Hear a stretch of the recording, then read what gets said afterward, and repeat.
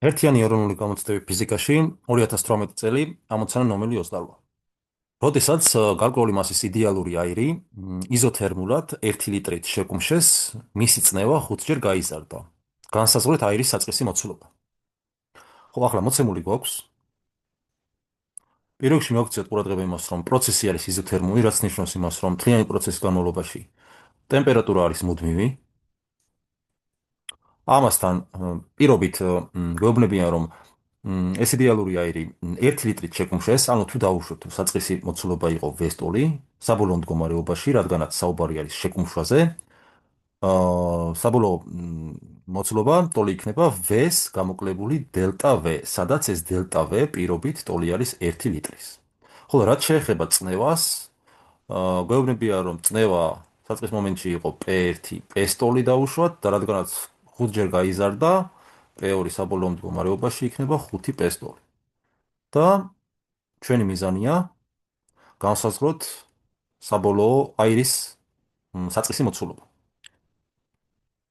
ახლა პირველ რიგში მოდით ჩავწეროთ პაპირო მენდელეევის იდეალური აირის მდგომარეობის განტოლება PV ტოლია ნიუ RTS-ი. ახლა პირობით რადგანაც E მუდმივის დიდია, ტემპერატურა, ასევე R-იც და ნიუც, აქედან გამოდის, რომ PV ტოლია კონსტანტის. ანუ აქედან ვიღებ ჩვენ ეგრეთ წოდებულ ბოილ-მარიოტის კანონს, რომელიც რას გვეუბნება ჩვენ, რომ მიუხედავად იმისა, რომ P-ს და V-ს მთლიანი პროცესის განმავლობაში შეიძლება შეიცვალოს, ეს ტოლობა ჩვენ გვეუბნება, რომ მათი ნამრავლი ყოველთვის უცვლელი სიდიდი არის. რაც გვაძლევს იმის საშუალებას, რომ ჩავწეროთ შემდეგი ტოლობა. კერძოდ, რადგანაც ეს ყოველთვის სამართლიანი არის, P-ს თუ გავამრავლებ V-ზე, ამისთვის ეს ტოლი უნდა იყოს, ამისთვის თუ სამართლიანი არის, ეს ტოლი უნდა იყოს P2 V2-ის, რადგან მთლიანი პროცესის დროს ეს უცვლელი არის, საწყის მომენტში და საბოლოო მომენტშიც ამათი ნამრავლი ცხადია ტოლი იქნება.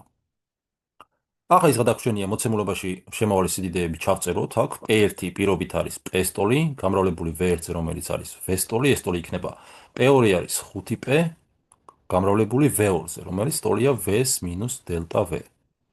ხატოლობის ორივე მხარეს თუ P-ს შევკვეცავთ, აქედან გამოგვივა ჩვენ, რომ V უდრის 5-ჯერ V-ს მინუს დელტა V, საიდანაც ფრჩხილებს თუ გავხსნით V უდრის 5V-ს მინუს 5 დელტა V, აქედან კი გამოგვივა, რომ 4V უდრის 5 დელტა V-ს, ხოლო V ტოლი იქნება 5 მეოთხედი დელტა V-ს. ახლა თუ გავითვალისწინებთ დელტა V-ს მნიშვნელობას, არის 1 ლიტრი, ეს ტოლი იქნება 5 მეოთხედი ლიტრის, ეს ტოლი არის 5 მეოთხედი არის 1,1 მეოთხედი ლიტრი, ეს კი ტოლი იქნება 1,25 ლიტრის.